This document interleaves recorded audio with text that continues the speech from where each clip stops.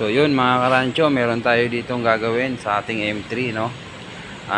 Kahit ang problema nito yung busina, diin na ako pero ayaw pa rin niyang bumusina, at minsan gumagana, minsan hindi. So mayun mga karancho, so ito kasi mga panahon na to nag-uunulan, kaya medyo nagkaroon siya siguro ng dumi o ano, tinignan ko na. So ngayon mga karancho, bali binaklas ko na siya mga karancho, kaya kailangan nating linisan. So simple lang naman, hindi ko na pinakita yung pagbabaklas mga karancho. Sundan nyo lang tong mga linya, ito lang naman yan, tsaka to dito sa busina, part ng busina natin mga karancho.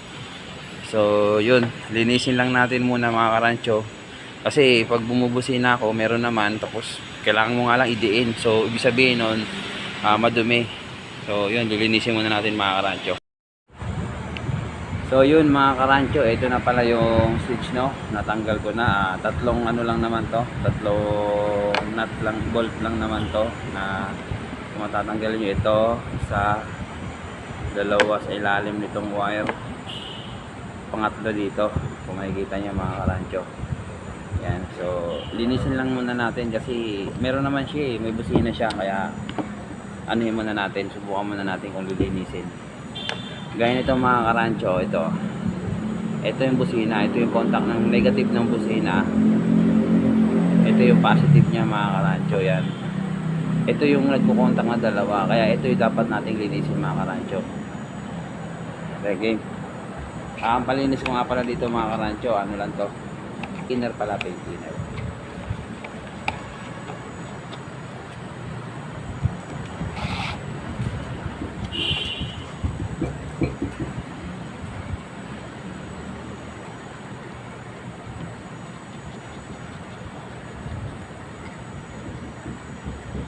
Idamay na rin natin mga karancho itong switch natin sa signal light, left right, tapos high and low natin ang ilaw.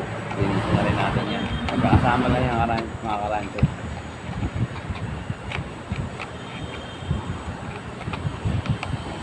So nga pala mga karancho, no, may spring yan nakasama. So dito yan nakalagay sa ating negative, siya yung nagko-contact dito sa itong negative ng ating busina. Ito, kita ba? Yan yung nakapaligid na tanso, siya yung kumukontak dyan mga karancho. Ito, kailangan wag nyong iwawala ito mga karancho, itong spring na yan. Importante yan, di babalik yung inyong mga busina. Siya na rin yung nagbibigay ng pressure para bumalik yung busina nyo, nagpupush.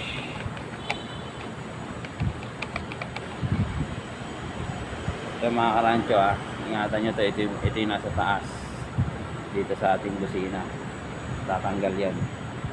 Yan, ito yung dalawa nagko-contact dito mga karancho. Ito yung linisin natin.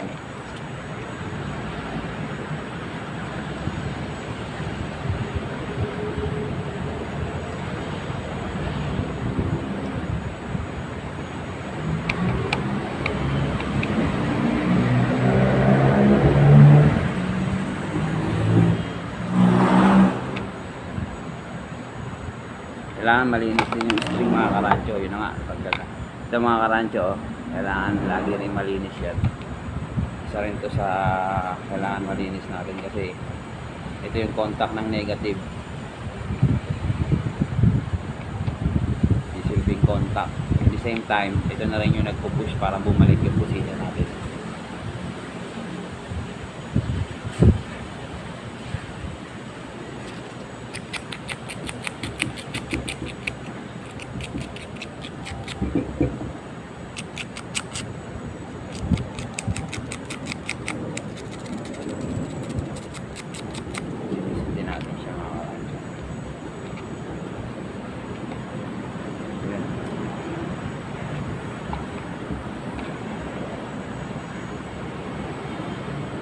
Pag nilinisan natin mga karancho, pwede na natin siya ibalik. Ang pagbabalik yan mga karancho, hindi nyo naman mababaliktad yan, kasi itong maliit na butas, nandito yan sa may sa may push button niya mismo. Yung itong malapad, ito yung kumukontak dito mga karancho. Yan o, yan yung copper na yan, yan. Balik na natin.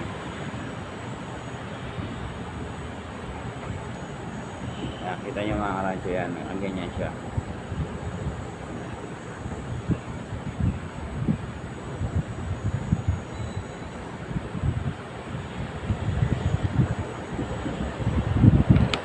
Natin yung labas.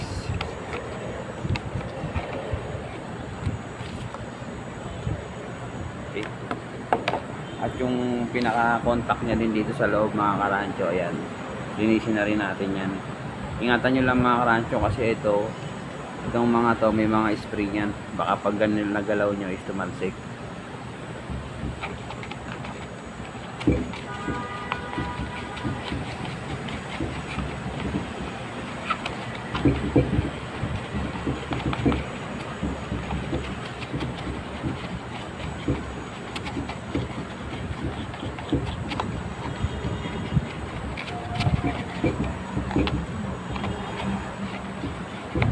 Agad-agad kayong magpalit ng mga switch mga karancho.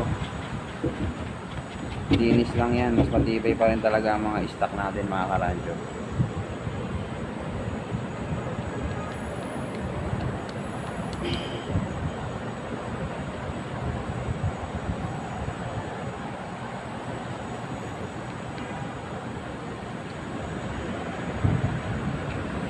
Hindi kayo malilito dito mga karancho kung first time nyo lang magbukas. Kasi may mga pattern naman yan mga karancho.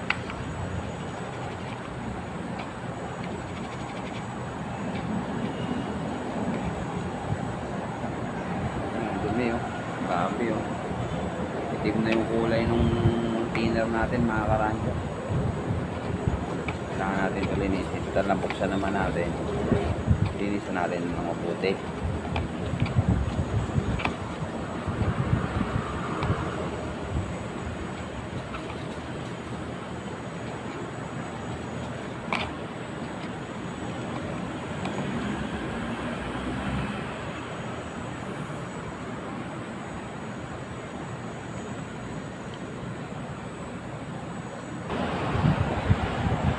So yun mga karancho, no, babalik na natin, nalinis na natin, medyo umaliwalas na tignan, no? Luminis na. So ibabalik natin. Pagbabalik mga karancho, ganun lang din, hindi nyo kailangan ma-stress. Kung ano yung una nyo tinanggal, yun yung huli nyo ikakabit. Ganun lang yun mga karancho, ang technique sa pagtatanggal natin. Kailangan tatandaan nyo din. So yun, kukunin ko muna tong ito kasi may cable tie yan dito mga karancho. Dito. Yan. Siya yung mahawak dito. Lalagyan natin. Pag tinanggal nyo yung inyo mga karancho, meron nyo kayo makikita dyan yung cable tie mga karancho. Aabangan na natin siya. Para pag ano nang hindi pa natin ito ikakabit mga karancho kasi sa ilalim nito mayroon pa siyang tornilyo na ilalagay mga karancho. Abang lang natin.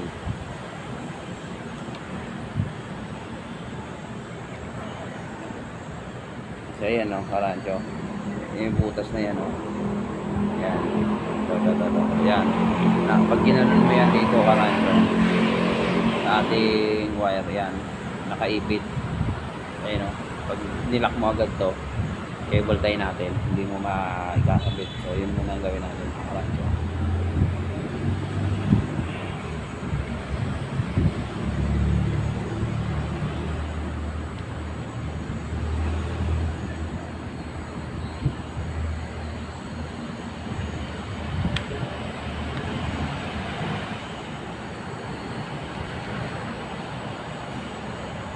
Bago nyo isil mga karancho, bago nyo ilagay yung ano, kailangan yung contact nya functioning dito, kailangan yan gumagalaw. Yan, itong high and low natin yan, kailangan gumagalaw din.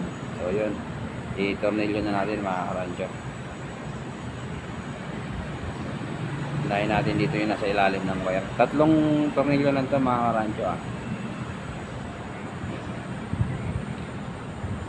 panahon ngayon mga karancho, hindi natin kailangan lagi bumili.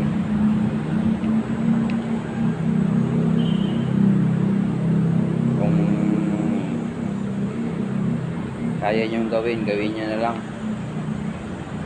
Tsaka mas matibay kung stock mga karancho, promise.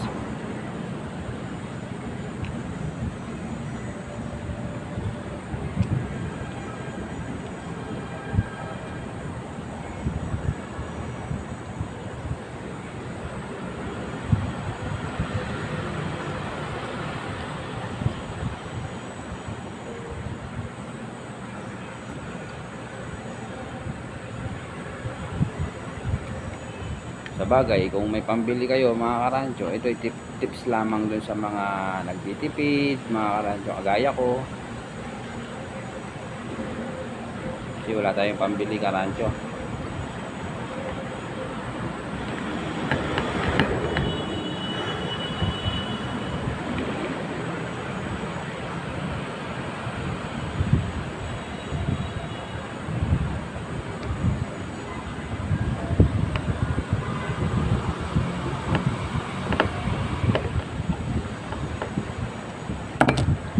Yan, tsaka natin to ilalak karancho yung cable tie natin.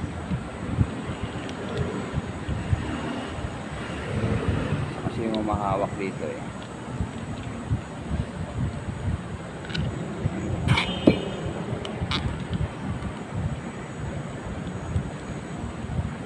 Okay.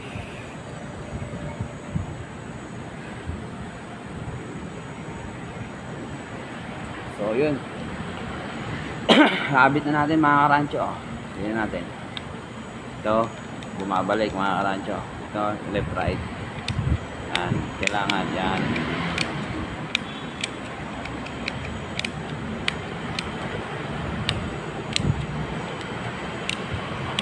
Ito, high and low. Yan, nalinis din natin yan mga karancho. Kaya may contact, magandang contact mo. So yun mga karancho, kakabit ko muna. So yun mga karancho, no, nakabit ko na. So ito lang naman ng mga wiring yan mga karancho, color coding naman yan, tsaka ito plug and play naman yan. So kayang-kaya nyo gawin yan mga karancho sa inyong mga motor. Kung ang problema nyo mga karancho pag dinusina nyo, pinindot nyo to pag nakadiin na kayo, tsaka lang pipindot, tsaka lang tutunog yung busina, no. So yun lang mga karancho, linis lang. So testing tayo mga karancho, moment of truth. Yan, so ayan mga karancho. Okay, konting pindot lang mga karancho, meron na siya. At saka yung potential ng busina mga karancho, na ilalabas na niya kasi wala na siyang dumi sa loob na nagko-control dun sa contact, no. So yun lang mga karancho. Kung nagustuhan niyo yung aking tutorial mga karancho, sana paki-subscribe and like na rin mga karancho and share. So yun mga karancho, sa susunod na video para updated kayo. Maraming salamat.